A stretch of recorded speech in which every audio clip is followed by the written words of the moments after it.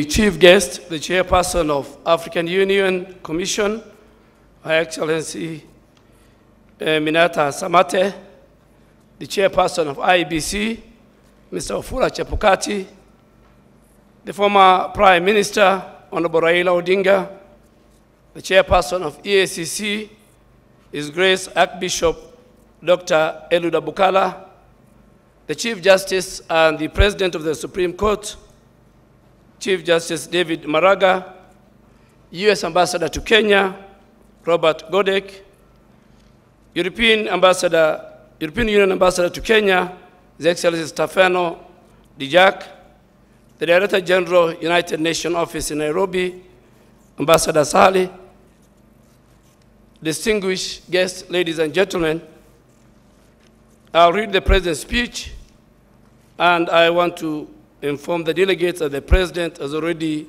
made his speech via live televised engagement from State House Eldoret. Democracy is an incredible thing. And the fact that we as a people can organize ourselves into a peaceful society and work together for the benefit of all is what makes us remarkable and what makes us human.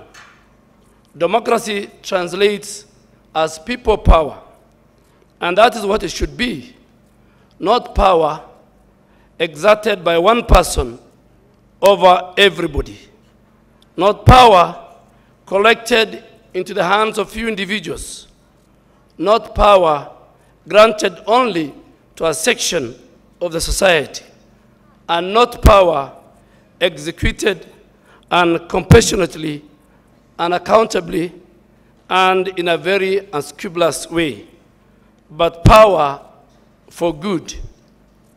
Kenya is a remarkable country made up of a myriad of communities who today share an anthem and a flag, but most importantly, share a country. We share schools, we share hospitals and roads, and contribute to each and every other person's elevation and our shared quality of life. We are engaged in a constant endeavor to improve this, our country, and to make it truly modern and developed society. And that is a noble quest to pursue as a nation. But underpinning all of this are the institutions and organizations required to maintain the apparatus that safeguard the democracy and a viable state. Absence of strong institutions can only result into a failed state. An eventuality I shoulder to contemplate, yet it's a reality we have to witness in our region.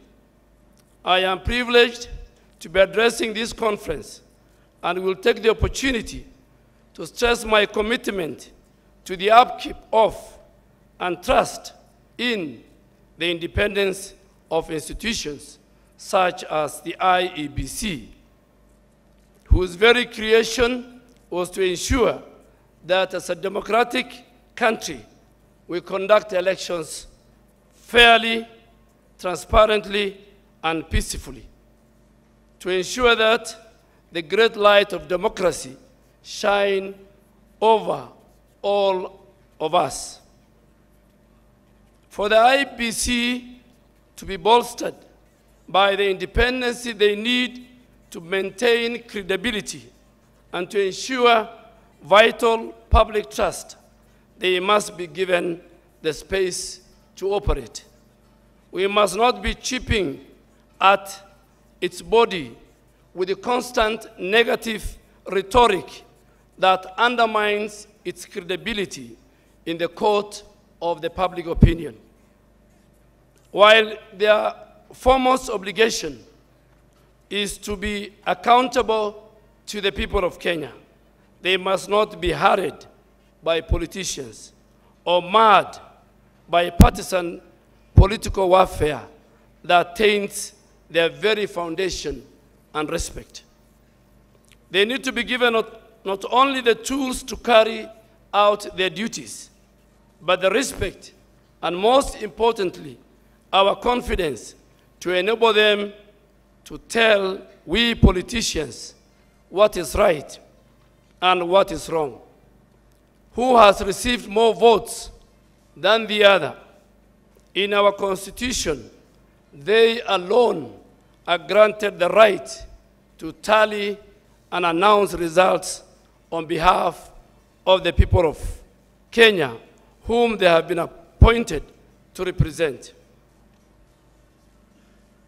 And if we politicians are not satisfied with their verdict, then the Constitution of the state of Kenya has opened a door for a petition through the courts to threaten these institutions, malinger them, disrespect these established channels for recourse, is to undermine the foundation that hold together our young and fragile country. The majority of Kenya do not have another country to run to. Kenya is all they have, and we are in this ship together. Those who will rather break this ship into two or more pieces in case they do not get elected should refer to the scripture.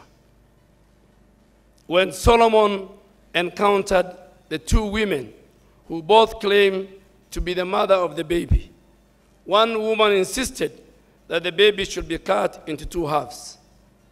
No politician should be allowed to insist that they either have the country or else they will destroy it. The IEBC we have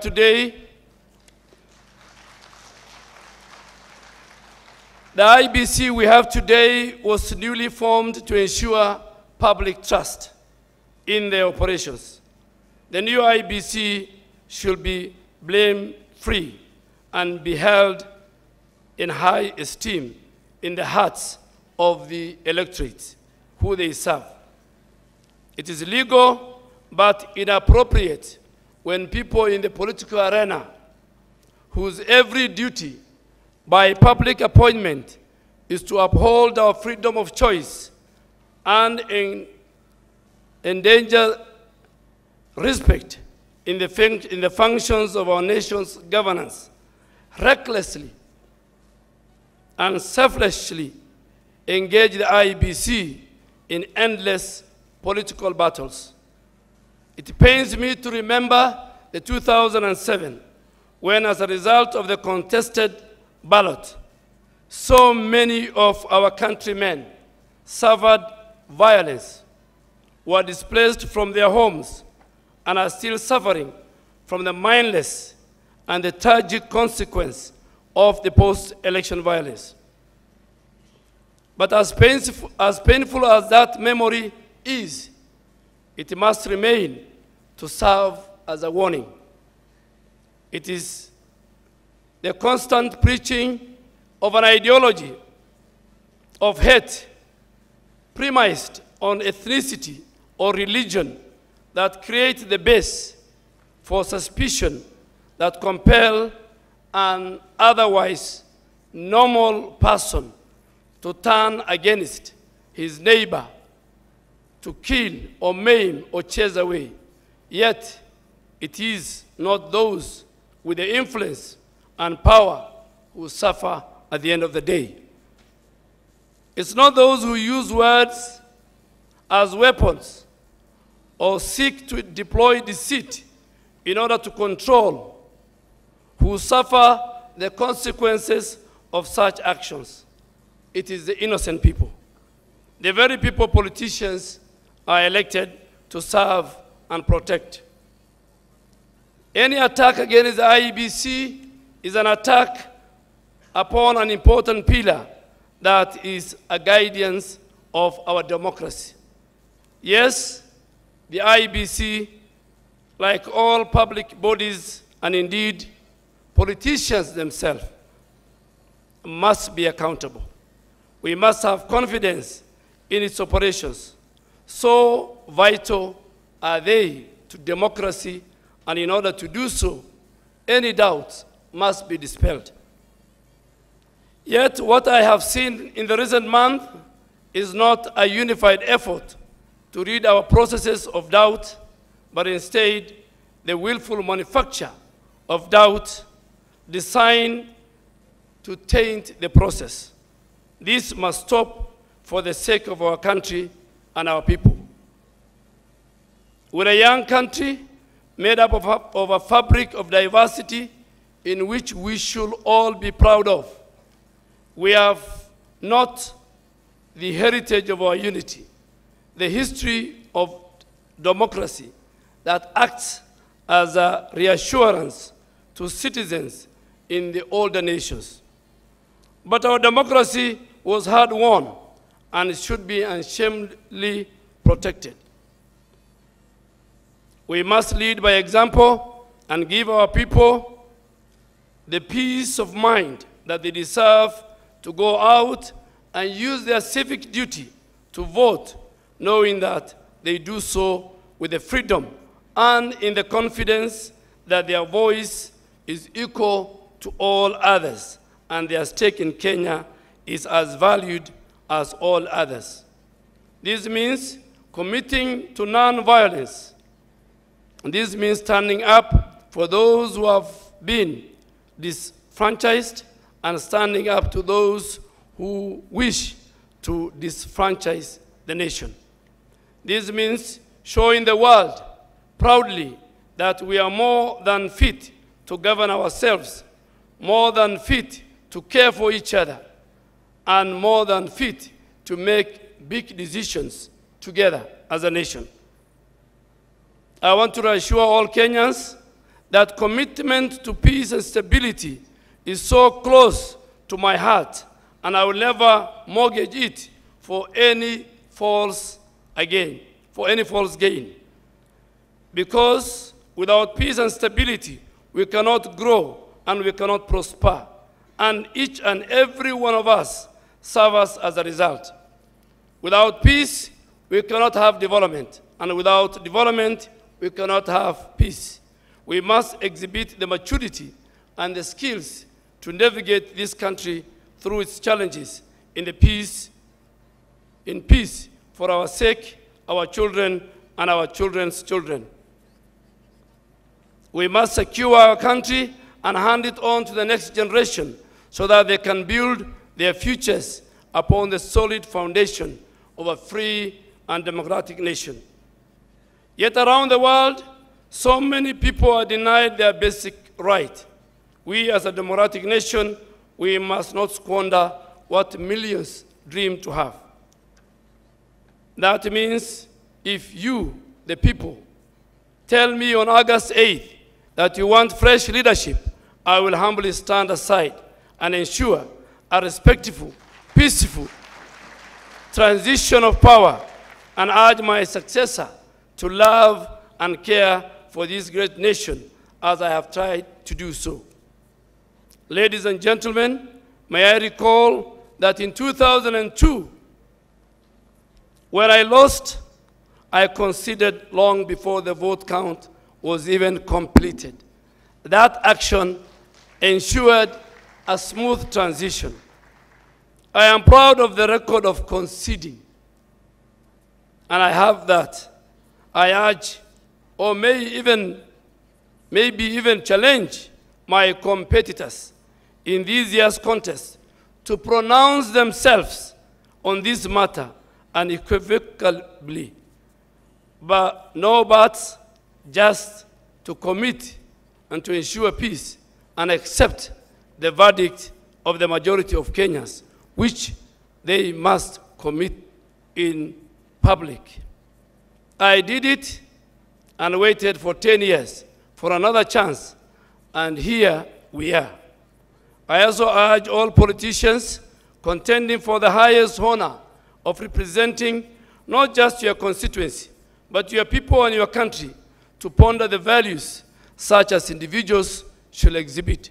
I urge all contenders in this election to conduct themselves with the humility and the decorum public office not only demands of its actors, but desperately needs if we are to continue to grow as a nation. The mosaic of politicians that we will elect on the August 8th must come together with one common goal: to help to deliver the best possible for Kenya, for us all. We may represent different parties, but we are all united on the same journey as the architects of the Kenyan's future.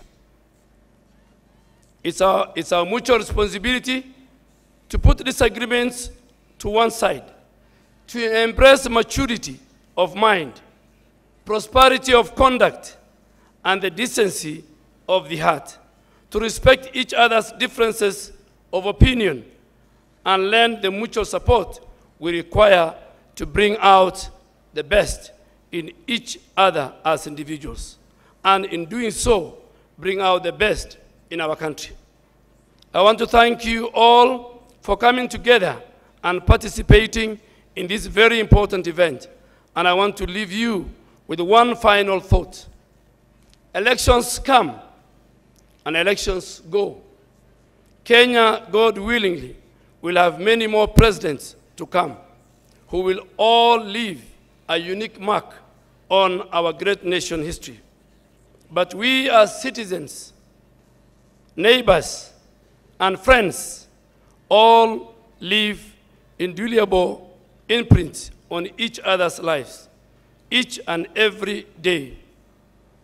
Do not let democracy to be sacrificed, ignored, or abused. Do not let an election leave a mark on anybody's life that undermines, disrespects, or maims, or kills. Let this election be the most transparent, respected, proudest that Kenya has ever seen, because that is the least you all deserve, that we owe to you and that you will owe to each other. Thank you, and God bless you.